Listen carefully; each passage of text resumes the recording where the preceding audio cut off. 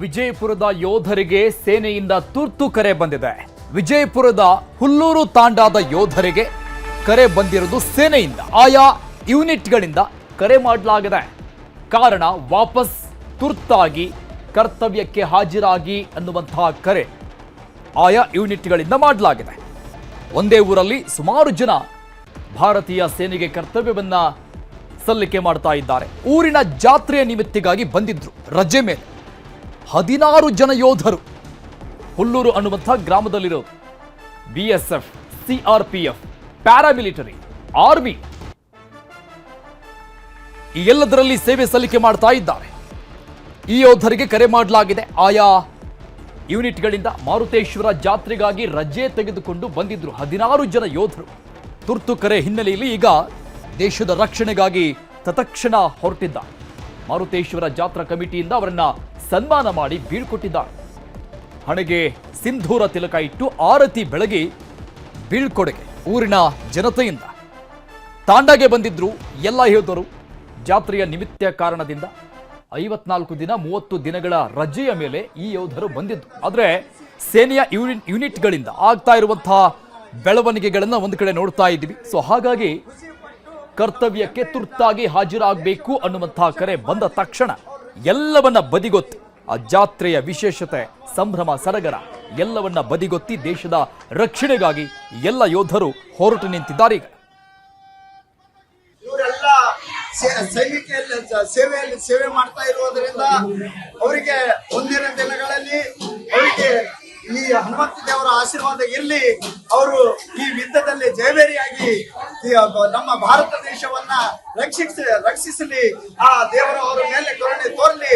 ಅವರ ಜೀವಕ್ಕೆ ಅಪಾಯ ಆಗಲಾರದಂತೆ ಆ ದೇವರ ರಕ್ಷಣೆ ಕೊಡ್ಲಿ ಅಂತ ಹೇಳಿ ಆ ದೇವರ ಹತ್ರ ನಾವು ಪ್ರಾರ್ಥನೆ ಮಾಡಿಕೊಂಡು ಇವತ್ತು ಹಾರೈಸಿ ಆ ದೇವರಲ್ಲಿ ಪ್ರಾರ್ಥನೆ ಮಾಡಿ ಇವತ್ತು ನಮ್ಮ ಸೈನಿಕರನ್ನ ಈ ಊರಿನಿಂದ ಸನ್ಮಾನಿಸಿ ಅವ್ರನ್ನ ಇವತ್ತು ಅಥವಾ ನಾಳೆ ಅವ್ರನ್ನ ಈ ಊರಿನಿಂದ ನಾವು ಬೀಳ್ಕೊಡ್ತೇವೆ ಅಂತ ಹೇಳಿ ನಾವು ಖುಷಿ ಪಟ್ಟು ನಾವು ಹೆಮ್ಮೆಯಿಂದ ನಮ್ಮ ದೇಶವನ್ನ ಅವರು ರಕ್ಷಣೆ ಮಾಡಲಿ.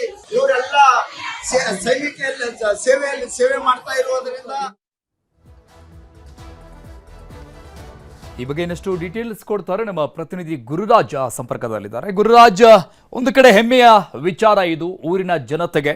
ಆದರೆ ಸಂಭ್ರಮವನ್ನ ಆಚರಣೆ ಮಾಡೋದಕ್ಕೆ ಯೋಧರು ಬಂದಿದ್ರು. ಬಟ್ ದೇಶವೇ ಮೊದಲು ಅನ್ನುವಂಥದ್ದು ಪ್ರತಿಯೊಬ್ಬ ಭಾರತೀಯನಲ್ಲಿ ಇದ್ದೇ ಇರುತ್ತೆ. ಸೊ ಹಾಗಾಗಿ ಎಲ್ಲರೂ ಕೂಡ ಹೊರಟು ನಿಂತಿದ್ದಾರೆ. ಎಷ್ಟು ಜನ ಇದ್ದಾರೆ? ಎಲ್ಲರೂ ಕೂಡ ಒಂದೇ ಊರಿನವರು?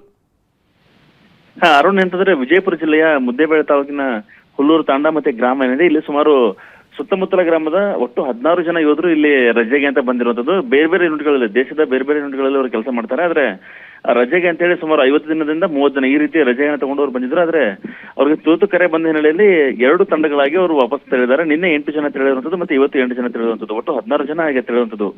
ನಿನ್ನೆ 8 ಜನ ತೆರಳುವಾಗ ಅವ್ರಿಗೆ ಯಾವುದೇ ರೀತಿ ಕಾರ್ಯಕ್ರಮ ಮಾಡೋಕ್ಕಾಗಿದ್ದಿಲ್ಲ. ಹಾಗಾಗಿ ಇವತ್ತಿನ 8 ಜನ ಮತ್ತೊಂದು ಕರೆ ಬಂದಾಗ ತೆರಳ್ತಾ ಇದ್ರು. ಅವ್ರಿಗೆ ಗ್ರಾಮಸ್ಥರೆಲ್ಲ ಸಂಭ್ರಮಿಸಿ ಒಂದು ಅವರಿಗೆ ಸನ್ಮಾನವನ್ನು ಬೀಳ್ಕೊಡುವಂಥದ್ದು. ಗ್ರಾಮದಲ್ಲಿ ಜಾತ್ರಾ ಮಹೋತ್ಸವವನ್ನು ಆಯೋಜನೆ ಮಾಡಲಾಗಿತ್ತು. ಅದೇ ಕಾರ್ಯಕ್ರಮದಲ್ಲಿ ಅವರಿಗೆ ಸನ್ಮಾನ ಮಾಡಿ ಕಳಿಸಿರುವಂತದ್ದು. ವಿಜಯಪುರ ಜಿಲ್ಲೆಯಲ್ಲಿ ಈಗಾಗಲೇ ಬೇರೆ ಬೇರೆ ಇಂಡಿ ತಾಲೂಕಿನಲ್ಲಿ ಕೆಲಸ ಇತ್ತು. ಇಬ್ಬರು ಯೋಧರು ಆಲ್ರೆಡಿ ಹೋಗಿರುವಂತದ್ದು. ಅದೇ ರೀತಿ ಇವರಿಗೇನು ಒಂದೇ ಗ್ರಾಮದ ಸುತ್ತಮುತ್ತ ಸುಮಾರು 16 ಜನ ಇರೋದು ವಿಶೇಷ. ಅವರು ಎಲ್ರಿಗೂ ಕರೆ ಬಂದಿರೋದ್ರಿಂದ ಎಲ್ಲರೂ ಸಹಿತ ಹೋಗಿದ್ದಾರೆ. ನಿನ್ನೆ ಒಂದು ಬ್ಯಾಚ್, ಇವತ್ತೊಂದು ಬ್ಯಾಚ್. ಈ ರೀತಿ 2 ಬ್ಯಾಚ್ ಅಲ್ಲಿ 8 ಜನ ಸೇರಿ 16 ಜನ ಬಿಟ್ಟು ಮರಳಿ ಅವರ ಕರ್ತವ್ಯಕ್ಕೆ ಹಾಜರಾಗಿರುವಂತದ್ದು. ಅರುಣ್, ಓಕೆ, ಈ ಸಂಬಂಧಪಟ್ಟಂಗೆ ಊರಿನ ಜನತೆ ಏನು ಹೇಳ್ತಾ ಇದ್ದಾರೆ ಗುರುರಾಜ್? ನಾವು ಜಾತ್ರೆ ಸಂಭ್ರಮದಲ್ಲಿದ್ವಿ. ಆದ್ರೆ ಕರೆ ಬಂದ ತಕ್ಷಣ ನಮ್ಗೆ ಜಾತ್ರೆಗಿಂತಲೂ ಇವ್ರನ್ನ ಕಳ್ಸೋದು ಮುಖ್ಯವಾಗಿತ್ತು. ಮತ್ತೆ ಅವರು ಸಹಿತ ನಾವು ಪ್ರತಿ ವರ್ಷ ಜಾತ್ರೆ ನಾವು ಬಂದಾಗ ಇರುತ್ತೆ. ಆದ್ರೆ ಈ ಸರ್ತಿ ನಮ್ಗೆ ಅನಿವಾರ್ಯತೆ ಇದೆ, ನಾವು ಹೋಗ್ಲೇಬೇಕಾಗಿರೋದ್ರಿಂದ ಮತ್ತೆ ನಮ್ಗೆ ಅದು ಪ್ರಾಮುಖ್ಯತೆ ಇರೋದ್ರಿಂದ ನಾವು ಹೋಗ್ತೇವೆ ಅಂತ ಹೇಳೋದಕ್ಕಾಗಿ ಗ್ರಾಮಸ್ಥರು ಸಹಿತ ಸಂಭ್ರಮದಿಂದ ಅವ್ರಿಗೆ ಬೀಳ್ಕೊಡುಗೆ ಕಾರ್ಯವನ್ನ ಮಾಡಿದ್ದಾರೆ. ಯಾವುದೇ ದೇವಸ್ಥಾನದಲ್ಲಿ ಹನುಮಾನ್ ದೇವಸ್ಥಾನದಲ್ಲಿ ಜಾಸ್ತಿ ನಡೀತಾ ಇತ್ತು, ಅದೇ ಮೂಲಕ ನೀವು ಯಾವ ಕಾರ್ಯಕ್ಕೆ ಹೋಗ್ತಾ ಅಂದ್ರೆ ಏನು ಈ ಪರಿಸ್ಥಿತಿಯಲ್ಲಿದೆ, ಈ ರೀತಿಯ ಕಾರ್ಯದಲ್ಲಿ ಯಶಸ್ವಿ ಸಾಧಿಸಲಿ, ನಮ್ಮ ದೇಶಕ್ಕೆ ಒಳ್ಳೇದಾಗ್ಲಿ ಅನ್ನೋ ಕಾರಣಕ್ಕೆ ಅವರಿಗೆ ಸನ್ಮಾನ ಮಾಡಿ ಅದೇ ದೇವಸ್ಥಾನದಲ್ಲಿ ವಿಶೇಷ ಪೂಜೆಯನ್ನು ಸಲ್ಲಿಸಿ ಅವ್ರನ್ನ ಬೀಳ್ಕೊಟ್ಟಿರುವಂತದ್ದು. Arun, okay, thank you Gururaj ಡೀಟೇಲ್ಸ್ಗೆ. ಯೋಧರಿಗೆ ಸನ್ಮಾನ ಮಾಡಿ ಬೀಳ್ಕೊಟ್ಟ ಕ್ಷಣವನ್ನ ನೋಡ್ತಾ ಇದ್ದೀವಿ. ಯೋಧರು ಕೂಡ ಅಷ್ಟೇ ಹುಮ್ಮಸ್ಸಲ್ಲಿ ಹೇಳ್ತಾ ಇರೋದು, ಪಾಕಿಸ್ತಾನದ ವಿರುದ್ಧ ನಾವು ಹೋರಾಡೋದಕ್ಕೆ ಸಿದ್ಧರಾಗಿದ್ದೇವೆ ಅಂತ ಹೇಳಿ ಊರಿಂದ ಹೋಗಿರೋದು.